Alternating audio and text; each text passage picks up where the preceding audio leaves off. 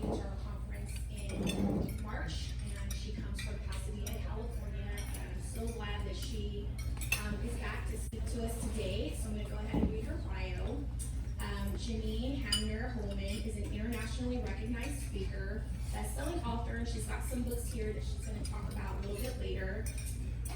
An expert on what it takes to attract and retain world-class talent, organizational culture change and development, conscious leadership, leading in a virtual workplace, diversity, equity, inclusion, and belonging, psychological safety at work, and emotional intelligence.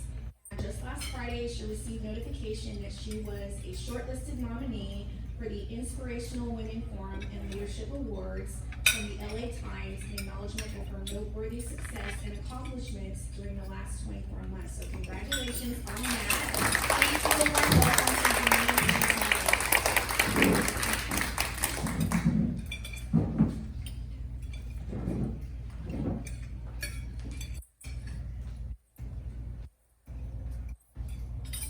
Have you ever felt like this at work? Every day. And even more than that, have you ever had a boss that made you feel like this at work? Thank you.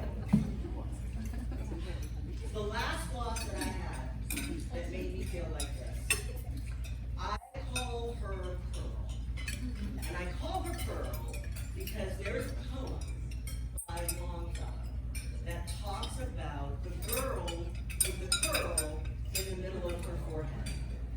And it's a very short poem. There once was a girl with a curl in the middle of her forehead. And when she was good, she was very, very good. And when she was bad, she was horrid. And that's what it was like working for Pearl with a curl. Because the way that it went was that when you were in the sun, oh my gosh, you could do no wrong. Janine is so great, Janine is so smart. Anybody has any problem, go to Janine. The problem was that as you were in the sun, you knew that the fall was coming. And it wasn't just like a little trip and fall. You were going to get demoted so far out of the sun that it was like being under the outhouse. And not like a happy outhouse with Santa, like the other kind of outhouse. And it got so bad that I ended up in the doctor's office asking for antidepressant drugs in order to manage my emotions and anxiety in this kind of work situation. But before you start thinking, well, that sounds like a personal problem, here's the reality. We are all now in a situation where we are struggling. When I developed this slide, I was so struck. So before COVID, 15% of us were dealing with depression at a level at which, just like me, we needed some help. We needed some intervention. We needed talk therapy or drugs or whatever the situation was. And 29% of us were dealing with anxiety at a level at which we needed help or support. Now, 40.7% of us are dealing with depression at a level at which we need help, we need intervention. And 72% of us are dealing with anxiety at a level at which we need help. Obviously, there's overlap in these two numbers, but what that means is, if you look to your left, and you look to your right, 2 out of the 3 of you, and it may be you, are dealing with either depression or anxiety statistically. And when we look back over the last couple of years, these are the books that have just come out in the last 2 years on burnout. So when you think about burnout, what do you think are some of the signs of burnout, either among, within yourself or within your team. So turn to the person next to you, or if you're at a little table, you can talk amongst the three of you, and talk for a couple minutes about what you think the signs are of burnout. And then we're going to do a call out.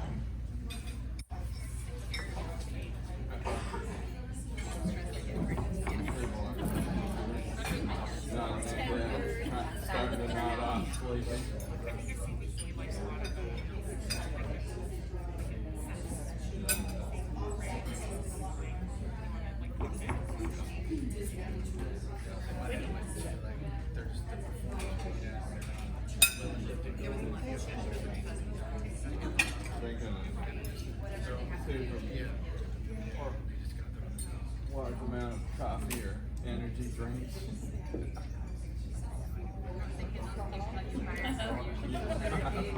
Yeah. Are no longer smiling, no longer laughing.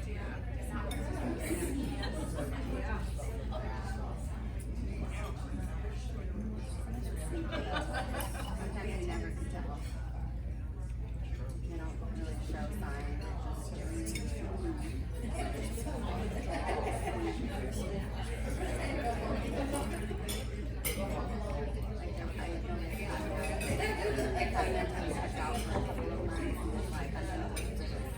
One meeting that I was told I was going to have. But he kept on and then at the end he was needed. I nap a lot. I don't know why, instead of a 1 hour nap, I'll take To do the spreadsheet, he just wanted them and he called me sick that day, and then we went to called me sick again, and then finally stopped calling me, stopped managing, and then we went and tried to look at his computer and noticed everything was wrong. It's crazy. And then we go back to work. I don't know. I don't think they tried. But it was just so sudden. We did not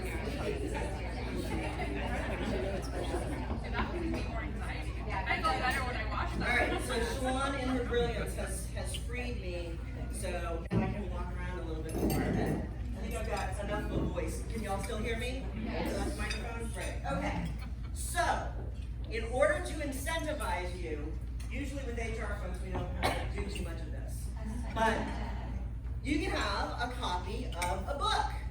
So this is a book that I co-wrote with Adam Torres, and this is essays from probably 25 different business leaders about all kinds of things that y'all are going to be interested in. So, and I'd be happy to sign it after if you would like me to. So, who wants to share? It's like, I don't know if I want to share, but I want a book. Great. I will share. Excellent, please. So we had a lot of different things to say, but one of them was seeing disengagement, in meetings. Those that usually would want to speak up are no longer talking. Those that typically are louder and talk and laugh are no longer doing that. They're a little bit more withdrawn. Perhaps are just not wanting to engage in social events anymore.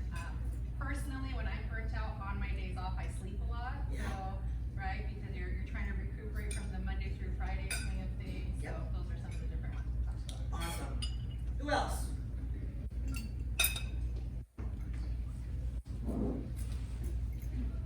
A big obvious factor is attendance. Attendance. Yes, setting Yeah. call outs, a lot of, showing up late, going to lunch and just not returning, stuff like that. So definitely attendance is a big one. There's so much, not so much the want or desire to be there on time. Someone who was once very early and already prepared, had coffee going before everyone got there at 8. Yeah. Is no one there. So. Yeah. So apathy, exhaustion, non-participation. Do you have one more thing? Yeah. Can you withdraw from making recommendations because you feel like you're not heard? Yep. And so you can withdraw from really putting your 2 cents into an issue that you're trying to address. Thank you. Please. Sitting at their desk with the lights on. Sitting at your desk with the lights out. Normally. Too much water.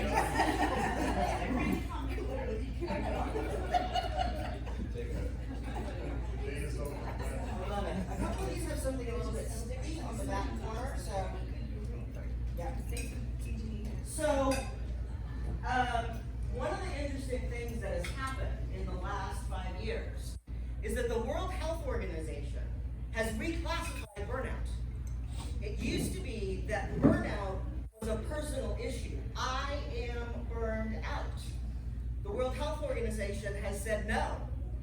It is the organization that is burning me out. So what that means is, it has gone from I need to address this. This is actually a screenshot from my cell phone. These are all of my, calm down, take care of myself in the moment recovery apps. But this has gone from a me problem to a we problem. That it's the organization that has some structural issues that we need to be addressing. And while we're talking of we problems, we are in the midst of a perfect storm. And like most perfect storms, there are many things about it that are hard to see sort of as they're happening. It's part of what happens with a perfect storm. One thing happens, and then another thing happens, and we don't know where to suit until it's too late. Huh. Well, that's not right. Oh, I know why. So there's 3 key things that have happened, and I'm going to go into each one of these a little bit more. We have got a massive population shift happening in the workforce, with the Gen Zs and the millennials in front of them, and it has enormous implications for our work and for organizations. The second key thing is our friend COVID. And COVID sped up a number of things that were already happening. And then lastly, we have the social movements of the last decade, but in particular, the last 3 years. Things have really picked up in terms of that. So when we think of the demographic shifts that are happening, I remember when I first was talking about a study that I'm going to get to in a minute that MIT did, and it showed that the number one reason that people are leaving their jobs is because of toxic organizations. And when I first presented this to a group of CEOs, they were like, yeah, but were they mostly just talking to millennials? Well, they were probably mostly talking to millennials because in just 2 more years, millennials and the Gen Zs coming up behind them will be 75% of our workforce. So if y'all are among the people who have been moaning and groaning about the millennials and what the millennials want, what the millennials demand, I'm really sorry, but we've got to get on board with what they care about, because they are the majority of our workforce. So these are the top 6 things that they really do care about. They care about an employer who cares about them. And if I tell the truth, that's what I've always wanted. I've always wanted a boss who cared about me as a human being, not just as a producer of work. I want to be able to trust my organization. I want to be able to trust leadership. They are going to do what they say that they're going to do. I want to be able to trust my boss, my coworkers, the organization. The issues around diversity, equity, inclusion, and belonging are key to this demographic. Their social barometer is different from mine, and they are willing to put their feet where their heart and heads are. And so, and the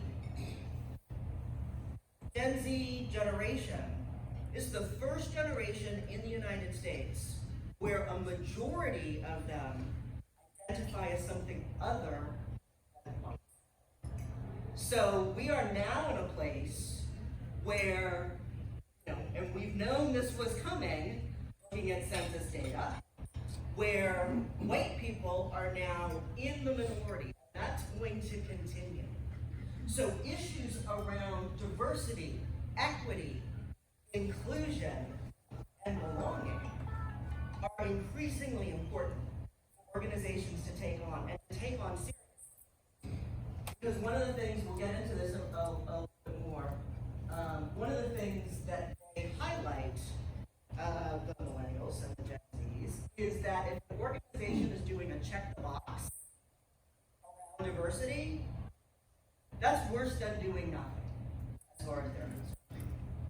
And I would posit it is worse than doing nothing, because usually it sets things back and it creates division rather than inclusion. Work-life harmony, often called work-life balance. I hate that term, because like trying to get balance between work and life is never gonna happen. So really, I think what we're looking for is harmony. I think that's where we're going.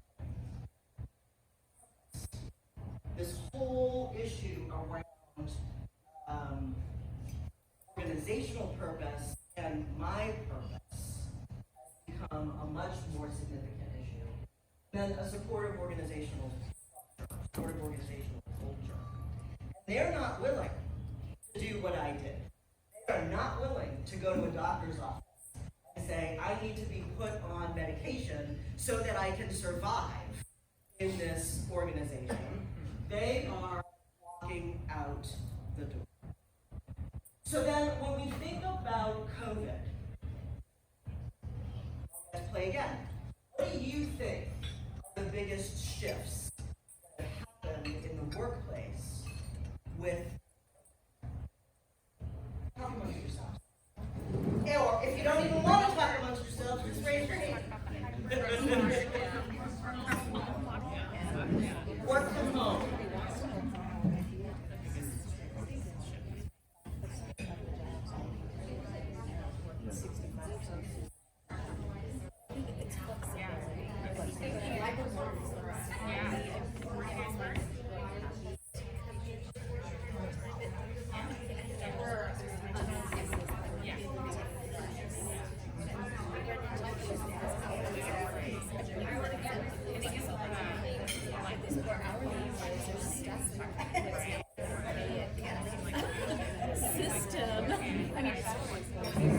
Fridays, Mondays, you know, like that kind of stuff where it never like really talked, like it wasn't really a topic of conversation where we're just like, it was no, I don't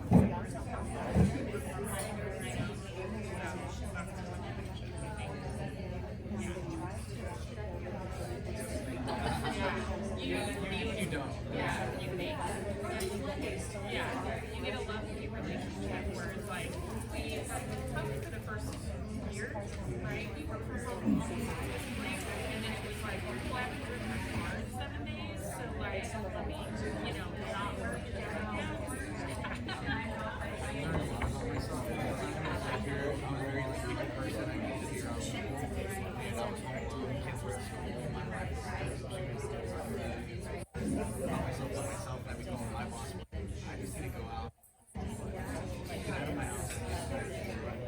I think one of the other big shifts was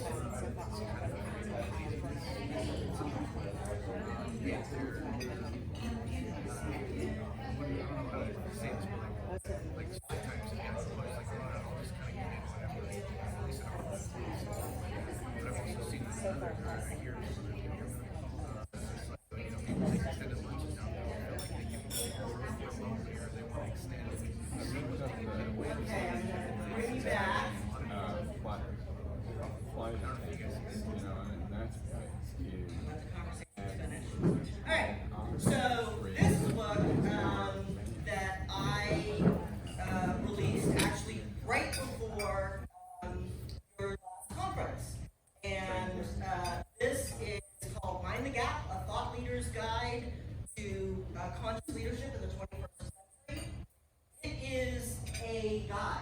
It is designed to be a workbook. So it has a whole bunch of text in the beginning, and then it has places for you to fill in stuff. And because it's the first book I ever published all by myself, I did not realize that there's a reason that most books that are not children's books are printed And so I have all these beautiful pictures in here. And it costs a hell of a lot more. So my original plan was for this book to be $19.99, and when I went on Amazon to publish it at $19.99, it said, oh, you can't do that. Because it's going to cost us $28 to print it. So you can buy this all for yourself at $29.99. You can get it here with me today for $20, or you can get them both for $30. But because this is a little more expensive, I'm just going to give out. So, that's right. So who thinks you have something super interesting? And, okay, 1 and 2. There we go. Please, yes.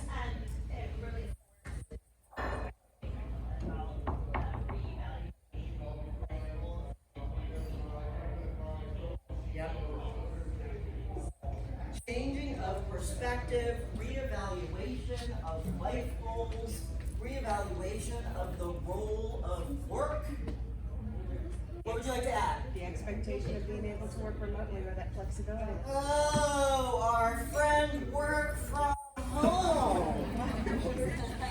So we are now, and we're going to talk about this a little bit more as well, we are now in a place where employers want everybody back in the office, and employees don't want to go. And so it is ever more challenging for those of us in HR to fill positions because people want to be remote, and many of your organizations want everybody back. They wanna go part-time too. Or they want to go part-time. Yep. So we're having a whole reevaluation. This has been a paradigm shift. And the reality is, you know, when this all started, we were in a life and death situation. And, you know, millions of people, including my aunt, passed away during COVID.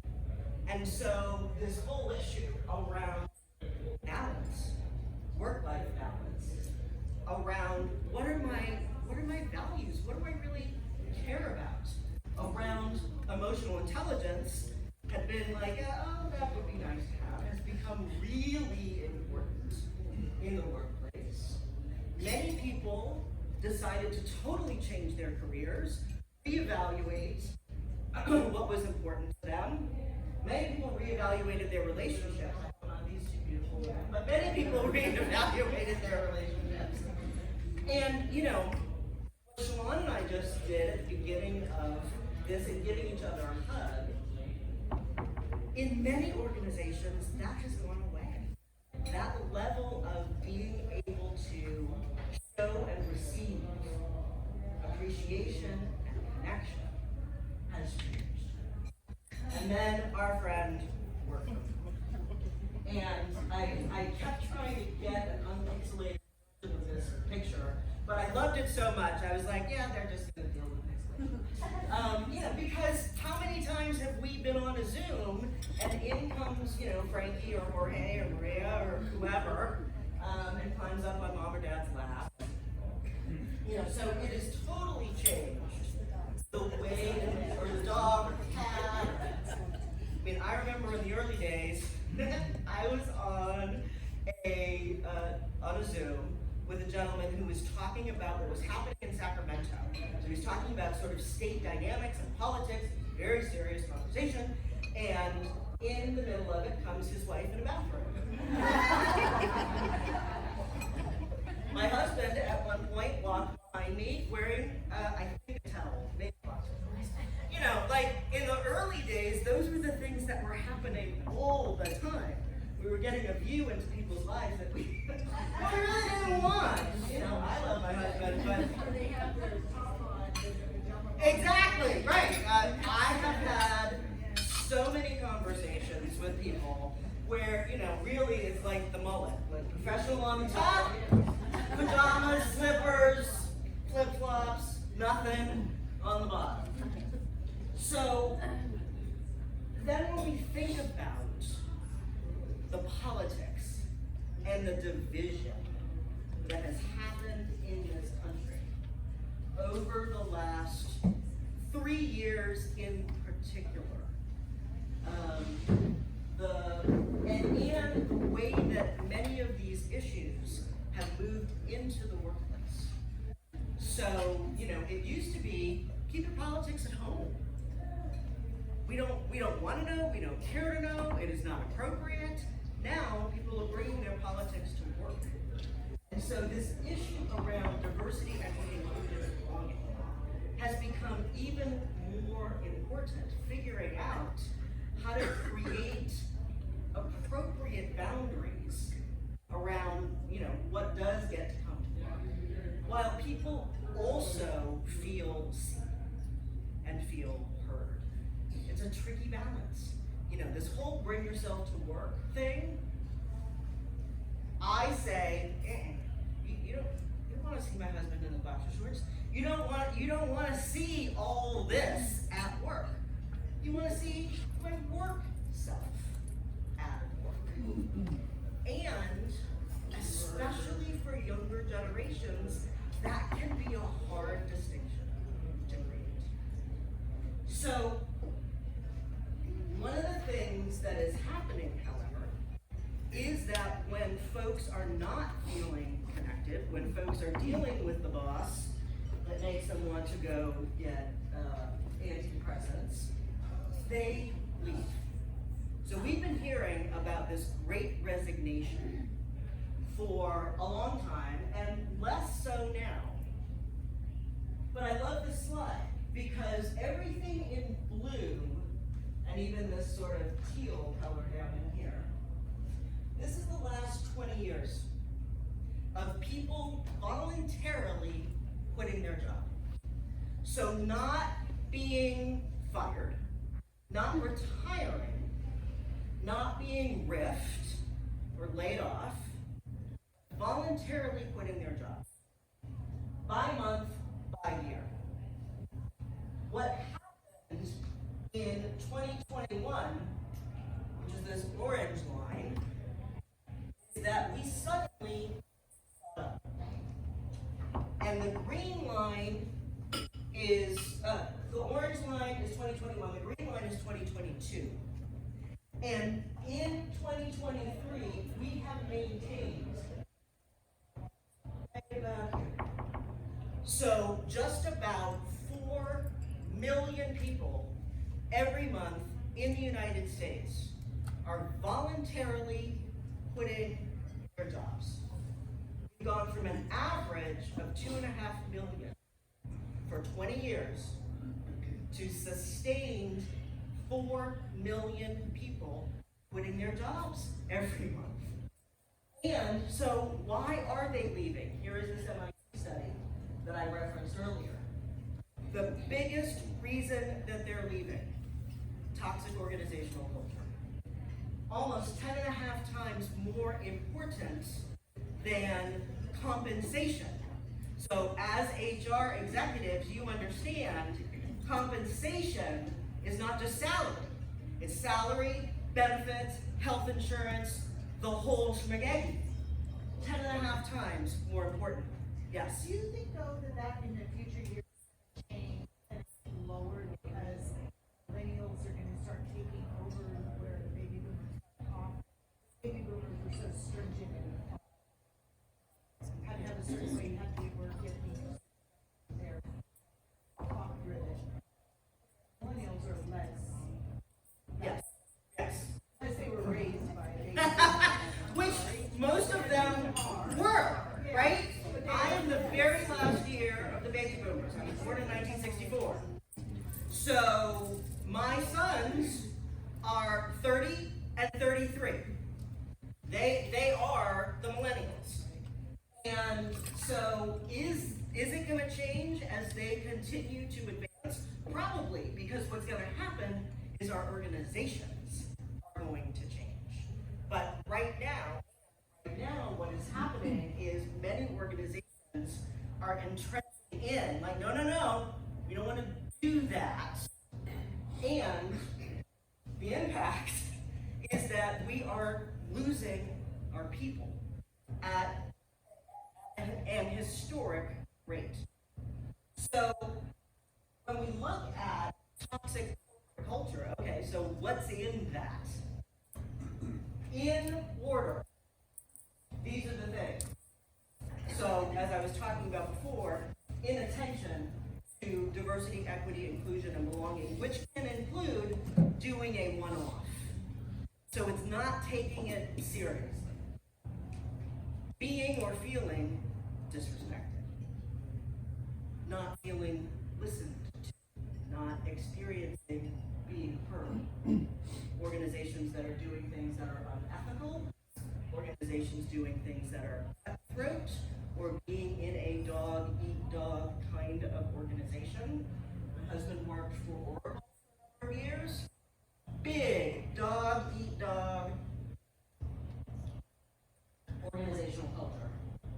And the boss that makes you want to do this. And of course, abusive behavior works in a large spectrum. The reality is, 61%, just pulled this information 2 days ago. According to LinkedIn and Business Insider, 61% of our current staff right now are thinking about leaving their job or planning on leaving their job. We have 1.7 jobs available for every person currently in the workforce. They have the opportunity to leave if they're not getting what they feel like. I've been asked so many times, well, but when are we going back? You know, we had COVID. When are we going back to how it used to be? We're not going back. This is the new normal. This is now, we have had a massive reset. This is now gone. So then what do we do about this? In my experience and being an organizational consultant, I do OD. That's what, in addition to this, standing in front of people and spouting off, where I actually really make my money is as an OD consultant. And I believe that this is our path. So the first thing that we get to do is really rethink our relationship. We can't have people succeed if they are afraid. In order to be okay with failing, we've got to be safe. We've got to have psychological, which is bigger than just feelings. In order to create safety, psychological safety, you have to have trust. In order to have trust, you've got to have connectivity. And there's one. Amy Edmondson, who is the godmother of psychological safety, she's the person who coined this term. She's just come out with a new book. I just got it. It's brand new. It came out in September. I am all the way on page 12. What she is talking about, though, is this idea of failing well. We have to redefine, reconceptualize our concept of failure. Most of us in this room, I would guess, feel like failure is something to be not talked about, to be ashamed of. We can't innovate. It begins. I was last night in my hotel room across the street. She begins with talking about how, as a researcher, the very first thing she did in working on her PhD, big fat failure, which actually led her to discover the idea of psychological safety. So we can't have major innovations unless we recreate our idea about psychological safety. If you haven't seen it yet, this is Giannis. Oh crap.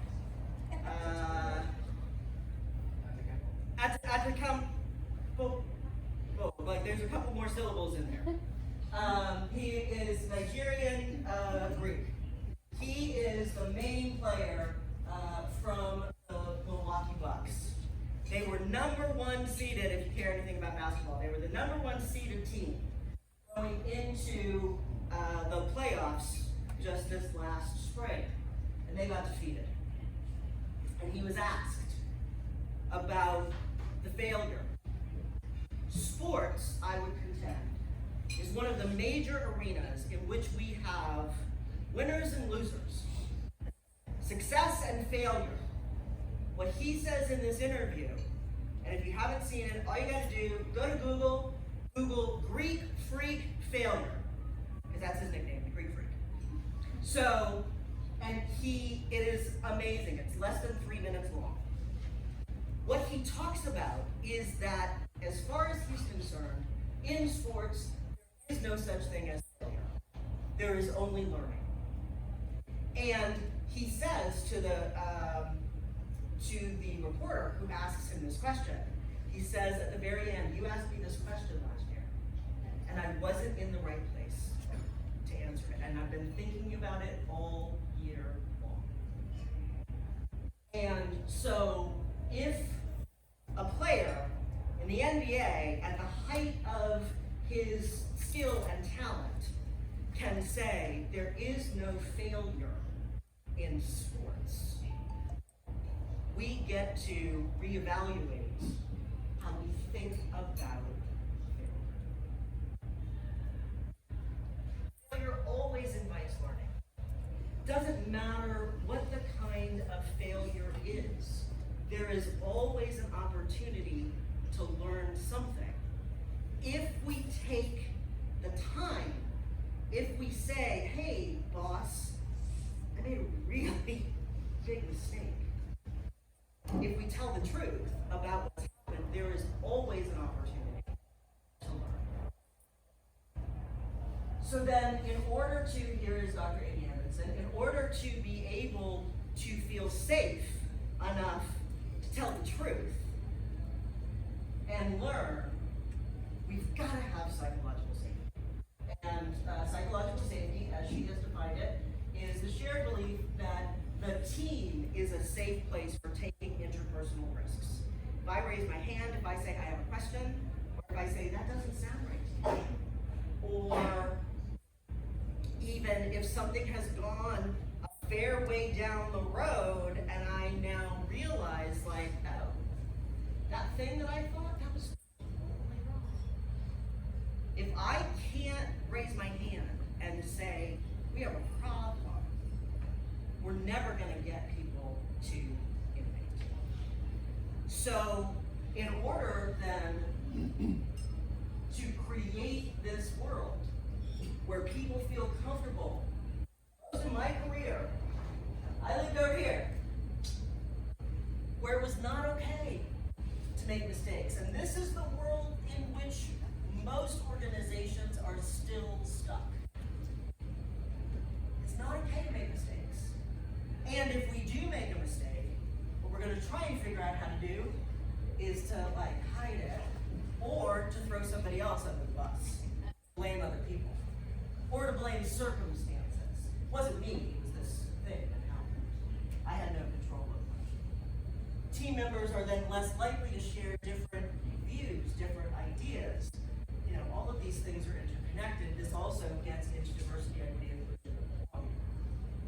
And one of the key things, one of the real reasons that organizations that have taken on psychological safety are taking it on is because they have realized, if I'm a manager managing frontline workers and they don't feel safe enough to tell me the truth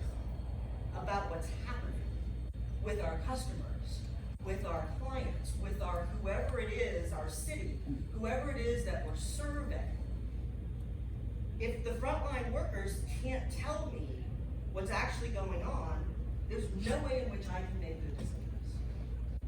Because I'm working off of incorrect data. There's stuff happening out there in the field, and they're not telling me because they're afraid of my reaction.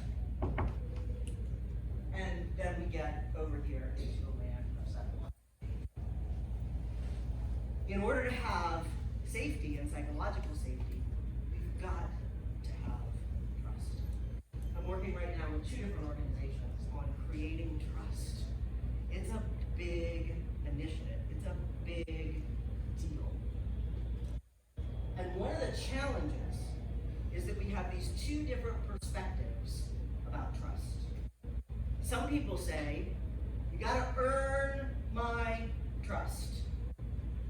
Other people say, no, trust is given.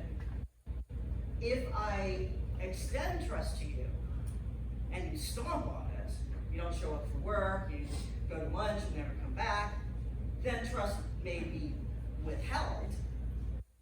But my operating premise is to give you trust. So when you think about this dynamic, granting trust or earning trust, where do you guys fall in? You want to grant trust?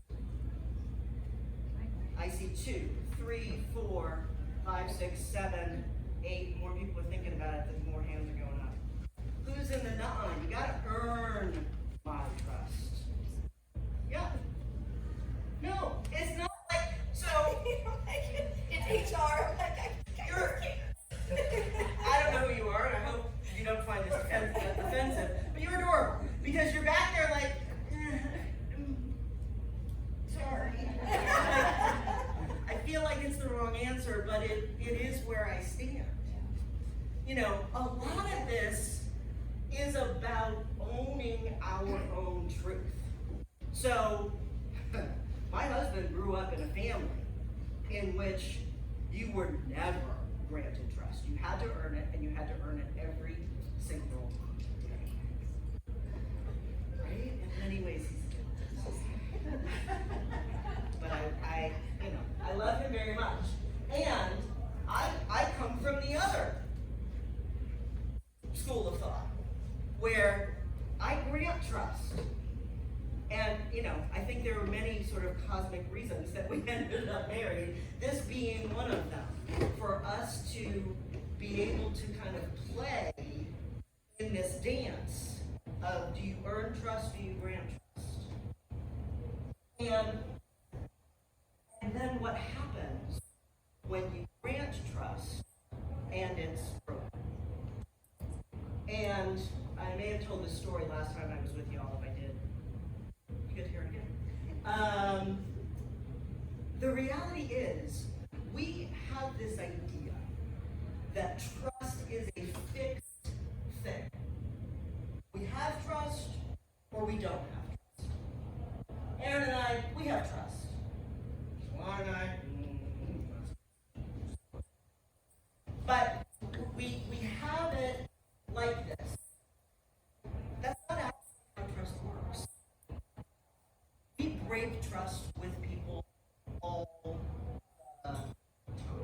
I told my husband I will be home Monday night. Friday night I did this.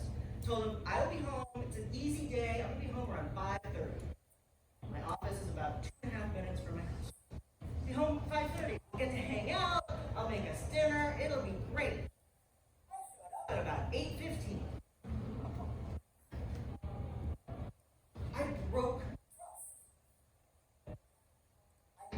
I break that trust all the time. I'm constantly cleaning up my mess about when I say I will be home. I'm terrible at estimating how long things are going to take. And then he doesn't believe me anymore. Right? And he's my husband. So we've got to keep working on it. We've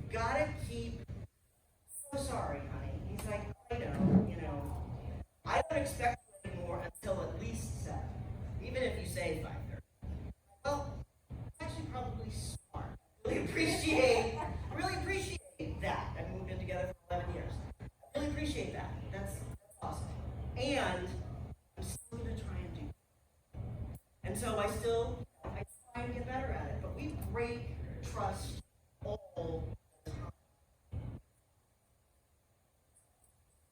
The next piece of this, in order to create trust, you have to have connected.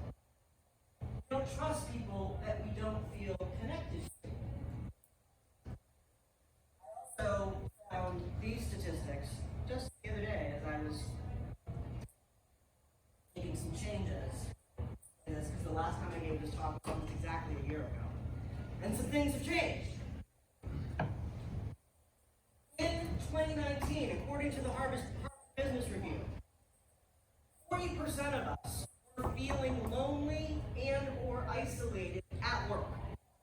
Not, in our personal lives. Lonely and or isolated at work. That is now 82% to our friends at church. Which means really, basically everybody. I mean, once we're talking about 82%, we're talking about we are in a massive situation of people feeling isolated. It's the downside of our friend work from home. And so organizations really get to grapple with how do we create connection. 92% of C-suite executives say, according to a study that was done by Airspeed and Workforce Intelligence, that we need to improve connections. We need to improve our organizational culture. To find ways for people to be more connected at work. And working from home makes it more challenging. There are ways we can do it. I'm working on that right now. There are ways that we can do it, and it takes deliberate focus. It's not just gonna happen.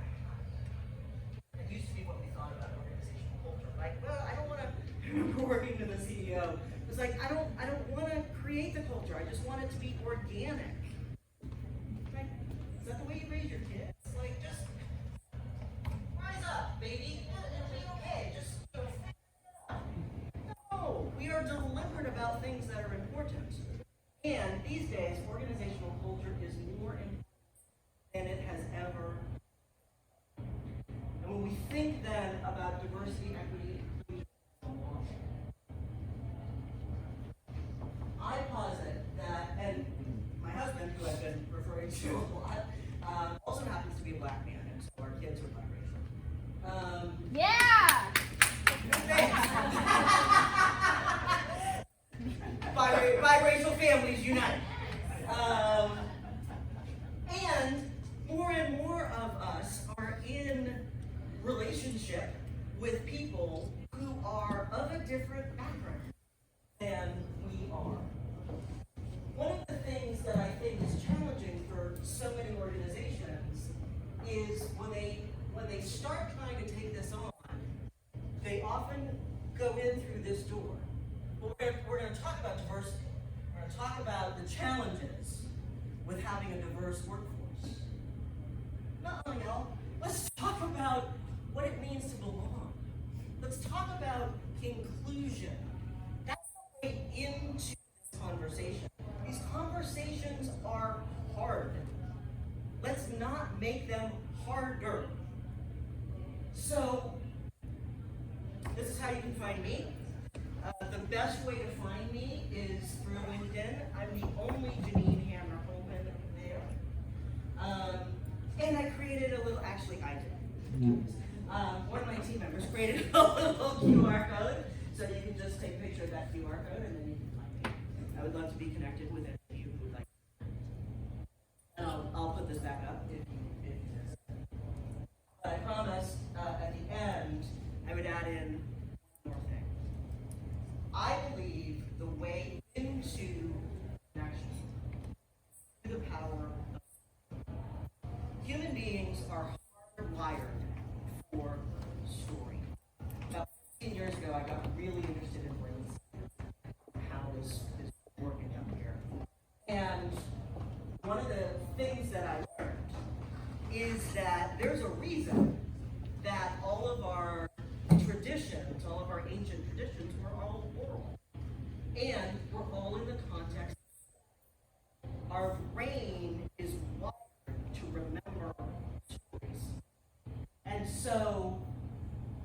telling our stories, giving people an opportunity to understand, like, wow, okay, so I have a coworker, I'm gonna pull back our friend Giannis.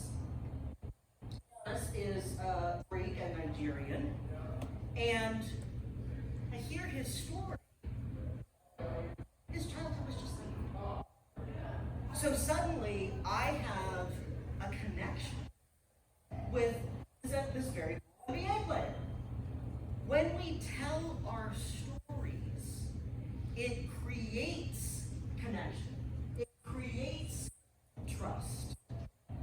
And so then when things go wrong, when we have a failure, big failure, little failure, we've got that basis of understanding, of connection, where we can then move forward. So finding opportunities, and if you want to go back,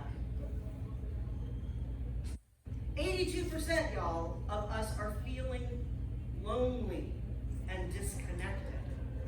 And you talked about people feeling disconnected at work. They used to show up and they used to participate, and now they're not anymore. So let's find opportunities instead to give people the space to tell their story. And this is not one of those things where you can say, okay, so we're going to practice telling our story, talk amongst yourselves, and who would like to go first? You go first. You are the leader of whatever this dynamic is that we're talking about. You lead, and they will follow. It's the biggest thing in the domain of authenticity and trust. You can't have a conversation with your team and say, hey, so now we're all going to be really authentic. Who would like to tell a hard story about their life? No. You tell the story. I'm working with the Inter-American Development Bank. Who knew there was such a thing? In DC, and they do work in South and Central America, and community building work and empowerment work. And so they came to me and they said, we would like you to do a webinar on psychological safety. I said, okay, great. So one of the things that I would like for us to talk about, I had a meeting with their senior leadership, about 10 people from their team, and they said, so like, how would you like this to go? And I said, well, often when I do this, sort of here's how it goes, and it would be really great is if one of you would tell a story about some time you really messed up. I said, I can tell a story. I have a great story. Back when I worked for Pearl, I made a horrible mistake.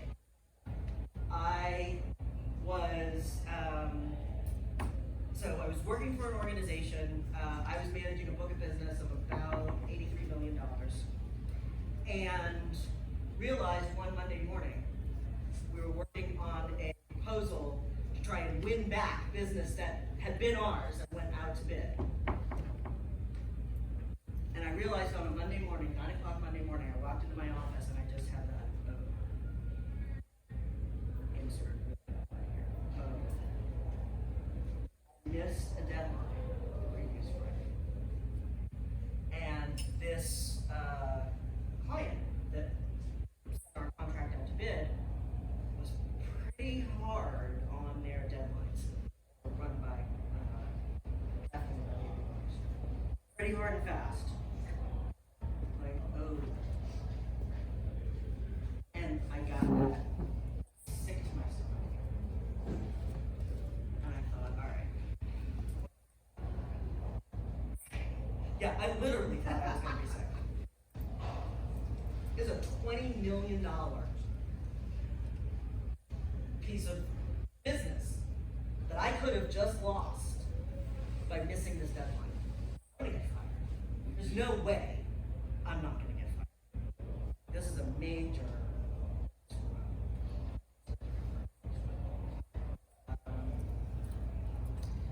And so usually in that kind of situation, what happens is we freak out. I freaked out.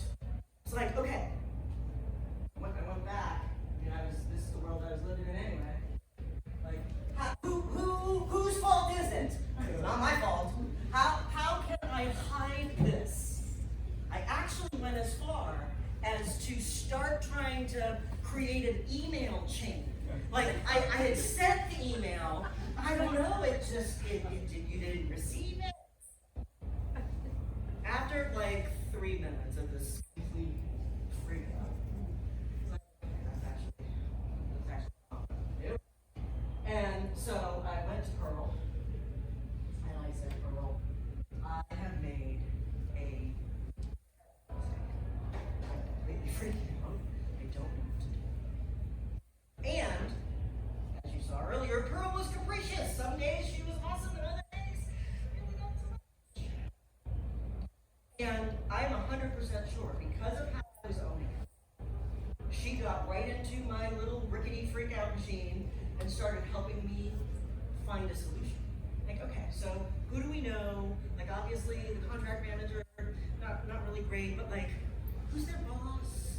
And we started trying to figure out how to get out of this situation without manufacturing emails. And we did. In the end, we won. We won back the business. It all turned out fine. She could have fired me. I completely expected her to fire me. When you hear that story, especially if we were working, I would suddenly become much more human, much more accessible, much easier for you to come to with like, remember that time you told me that story about Pearl? Well, thankfully it's not a $20 million mistake, but I kind of screwed something up. When we tell our stories, we become human beings.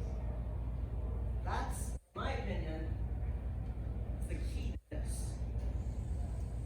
is for people to see each other as, and not as a category.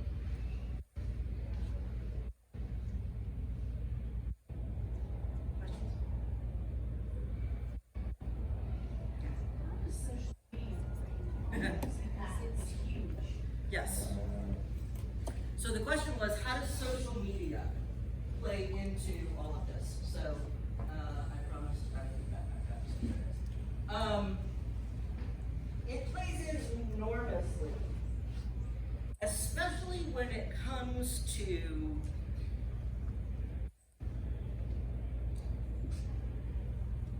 issues around trust, issues around authenticity, issues around bringing your whole self to work. As I said earlier, this is a tricky balance. Wanting people to feel seen, wanting people to be able to be authentic, be really who they are, feel self-expressed, and create an appropriate container for that to happen. With young people, with the younger folks in our workforce, they're digital natives. They grew up with cell phones and iPads and all of the rest. And so I believe part of our job is to help them learn what's appropriate to put on a public page and what's just not. Not that you need to be ashamed about it, but like maybe you don't put pictures of yourself, doing jello shots in a bikini on your public page, right? Did we see the same post? Well, As a millennial, that's acceptable. absolutely. And so, but if baby boomers, that's going, oh my God, why did they do that? Right. And And right now, the baby boomers and the Gen Xers are still in the C-suite, making the final decisions about your organization. and the majority are men. And, right. And the majority are white men. it's also the reason that when I work with organizations on diversity, inclusion, and belonging, I say, Sean and I actually have this conversation, I say, don't start the process. If you've got a C-suite of all white people, especially all white men, do not start the process being led by a person of color. Because if you want to come in with diversity and you're having a conversation about the things that white men most have done to people of color, and the conversation is being led by a person of color, it is too much to get up over in that conversation. And somebody who does this work with organizations, I cannot tell you how many times I have heard, we would love to bring you in, we think you're so great, but you're not a person of color, and therefore we can't. Permission to change. Not to do with me in business, but because it is a misunderstanding of the work that has to be done. The work that has to be done is not saying to people of color, you need to be more, do more. No! The work that needs to happen is helping people who look like me and like you understand, how do we need to make space? How do we get to hold greatness in people who may not look like us? That's the work that needs to be done in the beginning in an organization. You gotta understand what the problem is before you can figure out a solution. So, I don't remember how in the heck I got on that. Social media, yes. Right? That totally makes sense. You can see how I got. I don't know. More questions. Do you think it's really a catalyst for all of this,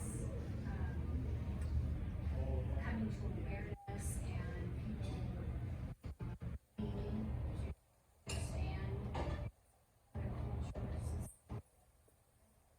kind of like exploded on us? I actually think that the biggest thing that exploded on us. Do I think that a big part of what's happening with social media and the increasing understanding of the need to do stuff around diversity, equity, and belonging,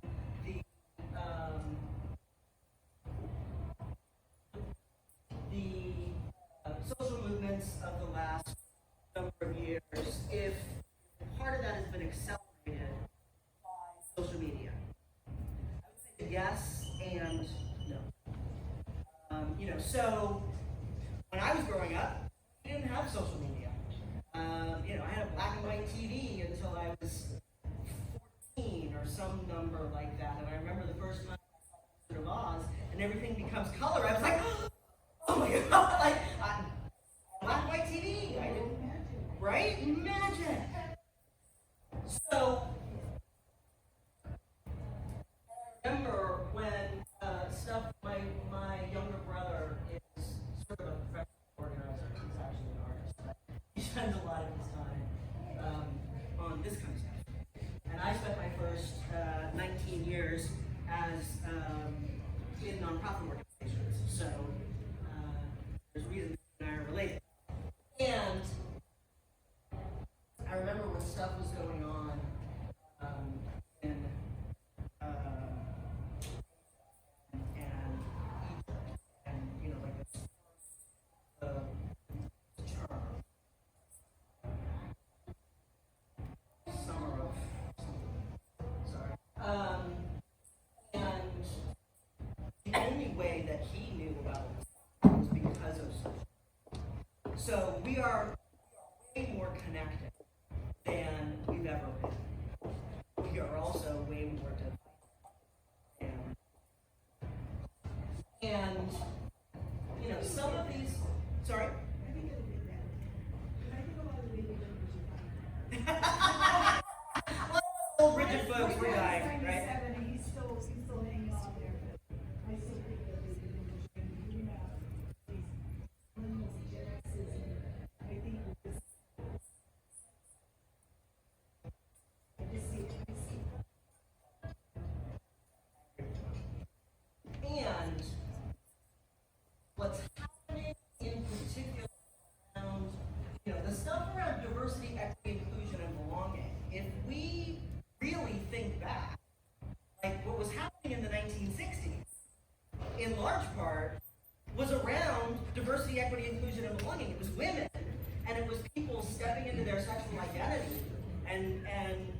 understanding of ourselves as beings.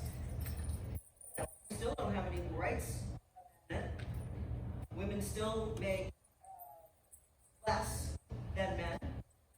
And every kind, color, stripe of woman, if you are a Native American woman, you make 34 cents to the dollar. It's part of my heritage. I'm a Cherokee. So, yeah, nice.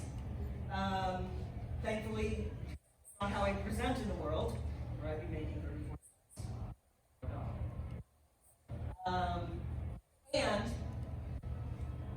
Pardon my French, but it's bullshit. There is no way in which somebody who looks more Native American than I do, just by that fact, should be making 34 cents when you think about it. Nobody should. And this is still the world in which we live. And so, one of the challenging things and opportunities about working with our millennial friends. I'm gonna get back to that slide. There we go. Working with our millennial friends is that just like any young person, they want change now, right? Make this organization different now. Make the world different now. If I had a magic wand, I would. But I don't. So we get to live in the world that we are in while continuing to push for all of changes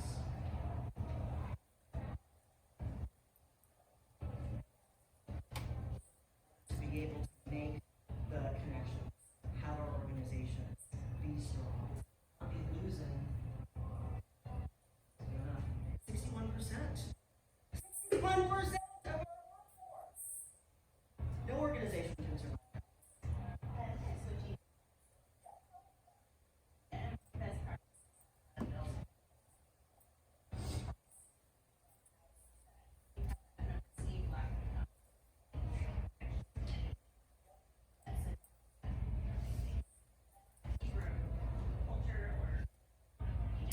Right.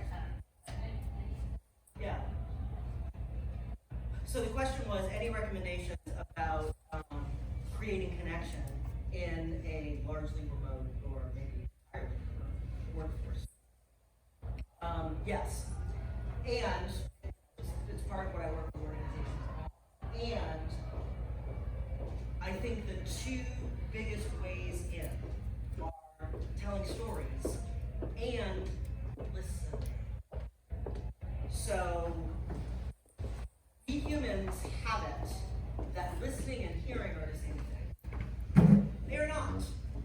Listening is an acquired skill. You just heard me make a sound. Hopefully, to some degree, you have been listening while we have been having this conversation. Managers need to learn how to listen totally differently. Yeah. It does not.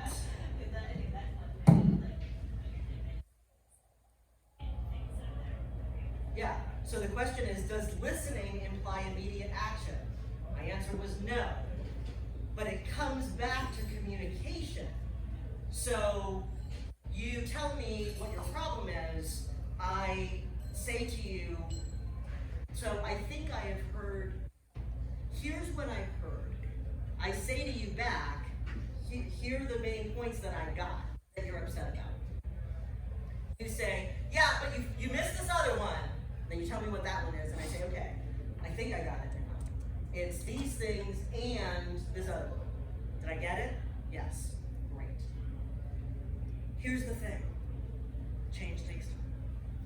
And some of these things we may be able to do something about. Others, I'm not in a position to do anything about. I can raise it to my boss and I can promise to you that I will. Or we're just not going to do anything about that. live in an imperfect world. If people can't hear, and you know, I believe we're in a place where we've lost some of these skills and we need to rebuild them. But if people can't hear, yes, I get it. I get that you're upset about that. And that's not something we're gonna take on as an organization. It's not our place, it's not our purpose, it's not, we don't have the money, our leadership won't support it. I mean, you don't really want to throw leadership under the bus ever, but you know, whatever the reality is of the situation, we're not gonna do anything. These things I can do something about, and I will. And I expect it may take a year, a week, 5 years, whatever you think really in order to get meaningful action on this. You know, this is gonna take the board making a determination. Whew, you know, that's gonna be a 10-year process. And it doesn't mean it's not important, and I'm really glad you raised it. So then people walk out feeling heard, feeling understood, and with some sort of a realistic idea of, okay, this is a big ask you just laid down. How are we doing? And so that's gonna take time, and a whole lot of people need to get involved. You know, the stuff I do around organizational change management, organizational culture. You know, they're like, so can we make, I've had clients ask, like, so can we make progress on this in any meaningful way in the next 6 months? Like, no, can't. We can do this and that and the other thing, but meaningful progress on organizational culture, we'll get to work and talk to me in 2 years. Like, we'll measure it along the way. There's some things that we can measure, but some of this stuff, it takes a while, and it's hard, and we can do hard things. Nothing easy was ever very meaningful. Hard stuff is where the juice is. We good?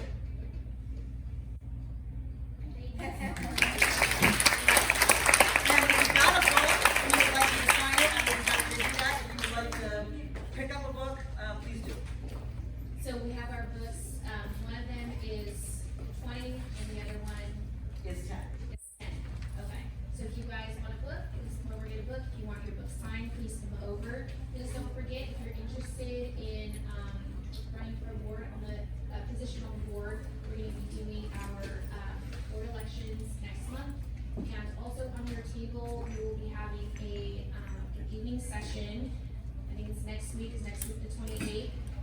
Hub International Genesis office is going to be hosting that for us. Laura Martina is going to be our guest. So if you're interested, you can sign up on the SHRM website. Dinner will be served that evening. And also your certificates of credit are on the table. Please take a picture of it. We have some up at the registration desk as well. Thank you all very much for coming.